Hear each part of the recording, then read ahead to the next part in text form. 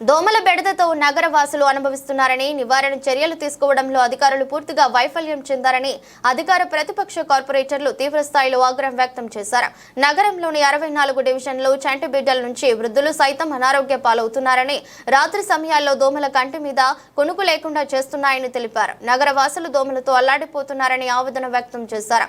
దోమల నివారణకు చల్లే పిచికారి ఏ మాత్రం పని చేయడం లేదని, సిబ్బంది దోమలు పెరగడానికి పిచికారి చల్లుతున్నారో అర్థం కావటం లేదని కార్పొరేటర్లు పెదవి విరిచారు. డివిజన్లలో పర్యటిస్తుంటే ప్రజలు మాపై తిరుగుబాటు యుద్ధం చేస్తున్నారని కార్పొరేటర్లు ఆవేదన వ్యక్తం చేశారు. దోమల బెడదతో నివారణకు ప్రత్యేక డ్రైవ్లు నగరవాసులకు రక్షణ కల్పించాలని మేయర్ రాయన భాగ్యలక్ష్మి కమిషనర్ ధ్యానచంద్రను ఆదేశించారు. 29 అధ్యక్ష ప్రతిపాదన ఆమోదించడమైనది.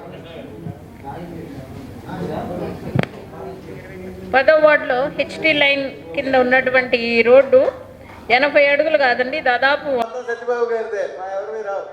సరే అధ్యక్ష, విజయవాడ నగరపాలక సంస్థకి ఎందుకంటే ఈ దోమలతో మనకి ఎంత ఇబ్బంది అంటే 93 నుంచి 97 దాకా కూడా మలేరియా చాలా ఎక్కువ ఉండేది.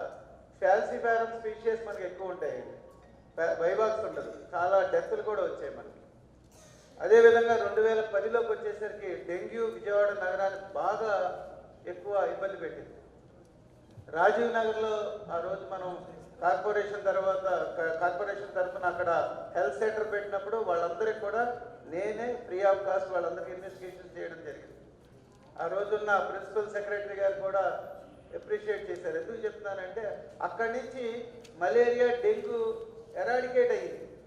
మనకి ఇందాక బయాలజిస్ట్ గారు చెప్పినట్టు కుక్కలు, పందులు, కోతులు, ఆవులు, దోమలు, ఇది విజయవాడ సంపద అనుకుంటామో లేకపోతే సామ్రాజ్యం అనుకుంటామో తెలియదు, కానీ అన్ని రకాల ప్రాబ్లమ్స్ అన్ని డివిజన్లోనే ఉన్నాయి. ఇది మీ ఇందాక స్ట్రీట్ వెండర్స్ అందరూ వేస్తున్నారని ప్రతి ఒక్క స్ట్రీట్ వెండర్కి మనం వార్నింగ్ ఇవ్వాలా, అలా బిన్ మెయింటైన్ చేయాలా, ఈవినింగ్ అయ్యేసరికి లేకపోతే మార్నింగ్ అయ్యేసరికి అది చెత్త వాళ్ళు ఇచ్చేలా పే చేయిస్తున్నారు. కానీ ఎక్కడో ఒక దగ్గర చేయిస్తున్నారు, ప్రాపర్గా జరగటం లేదు. ప్రాపర్గా జరగకపోతే మాత్రం మీ మీద యాక్షన్ తీసుకోవాల్సి వస్తుంది. బయాలజిస్ట్ గారు మేడం, మీ మీద యాక్షన్ తీసుకోవాల్సి వస్తుంది. Okay madam, okay.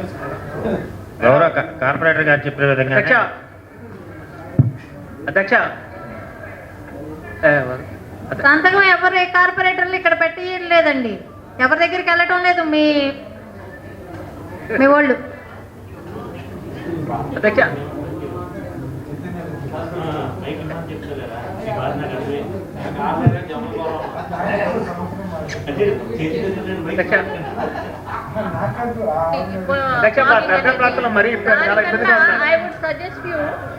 ఒక మంచి కెమికల్స్ ఏదైతే ఉంటుందో అది తీసుకుని ఆ డ్రైన్ వాటర్ నిలవున్న దాంట్లో కెమికల్ రూపంలో వేస్తే లార్వా చచ్చిపోతుంది. అప్పుడు దోమలు కొంచెం ఇరాడికేట్ అవుతాయి. కానండి ఫాగింగ్ అనేది వేస్ట్ అని సార్ మీరు అది అంటున్నారమ్మా, కానీ జనాల పొగ కొడితే గానీ ఎవరు సాటిస్ఫై అవ్వట్లేదమ్మా.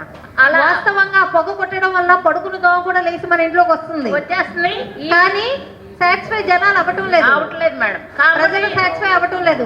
మా పొగ రాలేదు, మా సొంతలోకి పొగ రాలేదు అని అడిగే వాళ్ళు ఉన్నారు చాలా మంది. అవునండి, కానీ అది అసలు దాంట్లో కొంచెం అవేర్నెస్ కూడా తీసుకురావాల్సి ఉంటుంది అనుకుంటున్నా.